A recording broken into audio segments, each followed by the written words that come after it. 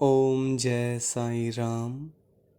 साईं भक्तों, आज का यह वीडियो बहुत ही रोचक एवं शिक्षाप्रद होने वाला है।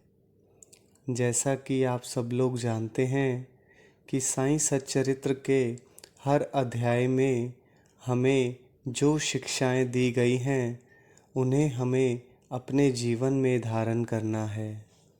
साईं भक्तों, 11वें अध्याय के बाद अगर किसी अध्याय का वर्णन किया जाता है तो वह है अध्याय 15, जिसमें दो छिपकलियों की कहानी का वर्णन किया गया है। साईं भक्तों, आज मैं आपको बताने वाला हूँ कि वो जो दो छिपकलियाँ हैं वो कौन हैं, वो कहाँ रहती हैं और वो कहाँ से आई हैं। तो आइए शुरू करते हैं। मैं आपको एक छोटी सी कहानी सुनाता हूँ। एक बार साईं बाबा द्वारका माई में भक्तों के साथ बैठे थे। इतने में ही एक छिपकली दीवार पर चिकचिक करने लगती है। तो वहीं बैठे उन्हीं भक्तों में से एक भक्त बाबा से पूछता है कि बाबा, इस छिपकली के चिकचिकाने का क्या कोई विशेष अर्थ है? यह शुभ है या अशुभ? तो बाबा कहते हैं कि आज इसकी छोटी बहन औरंगाबाद से इसे मिलने के लिए यहाँ आने वाली है। तो साईं भक्तों, वह भक्त बाबा के शब्दों का अर्थ नहीं समझ पाता और वह वापस जाकर अपनी जगह पर बैठ जाता है। इतने में ही एक घुड़सवार द्वारका माई में आकर रुकता है। वैसे तो वह आगे जाना चाहता है, लेकिन उसका घोड़ा अधिक भूखा होने के कारण आगे नहीं बढ़ता। तो वह अपने घोड़े को चने खिलाने के लिए एक थैली निकालता है। वह जैसे ही उस थैली को झड़काता है तो उसमें से एक छिपकली निकलकर सबके देखते ही देखते उस दीवार पर चढ़ जाती है। और जो छिपकली द्वारका माई में पहले से ही मौजूद थी उसे आलिंगन करती है और चुंबन करने लगती है। तो बाबा उस भक्त को बोलते हैं कि देखो, इसकी बहन औरंगाबाद से इसे मिलने के लिए आ गई है।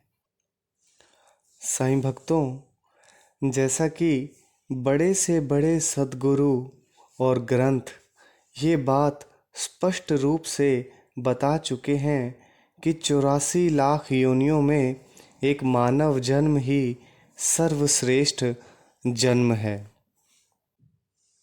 यदि एक इंसान अपने जीवन का सदुपयोग करता है और परम पुरुषार्थ करके अगर वह पुरातन को उपलब्ध हो जाता है तो उसका जीवन सफल हो जाता है।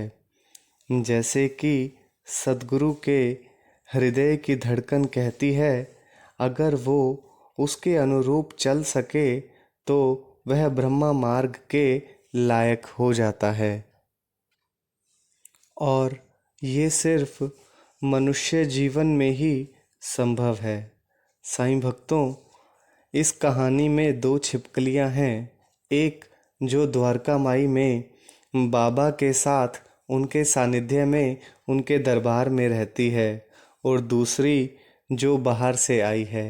जो बाबा के सानिध्य में द्वारका माई में रह रही है वह है बड़ी छिपकली और जो बाहर से आई है वह है छोटी छिपकली। वह दोनों बहनें हैं, बड़ी बहन और छोटी बहन।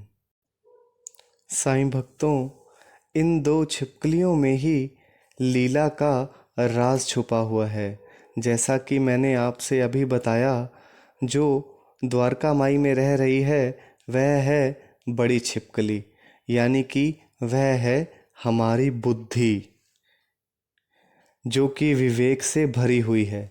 और जो दूसरी छिपकली जो बाहर से आई है वह है हमारा मन।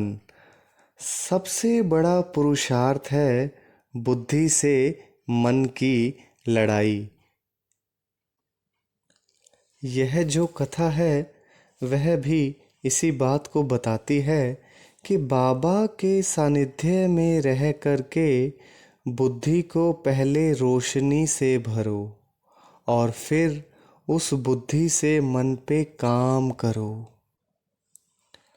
मन का स्वभाव है कि वह बुद्धि के वश में नहीं आता, इसलिए हमें बाबा से रोशनी ले करके उस बुद्धि के अनुकूल करना है और उसको हमें कंट्रोल करना है।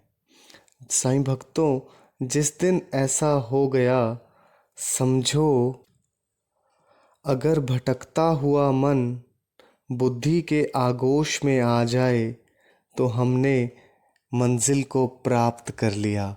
क्योंकि जैसा कि मैं पहले भी कह चुका हूँ कि हमारा सबसे बड़ा पुरुषार्थ है बुद्धि से मन की लड़ाई।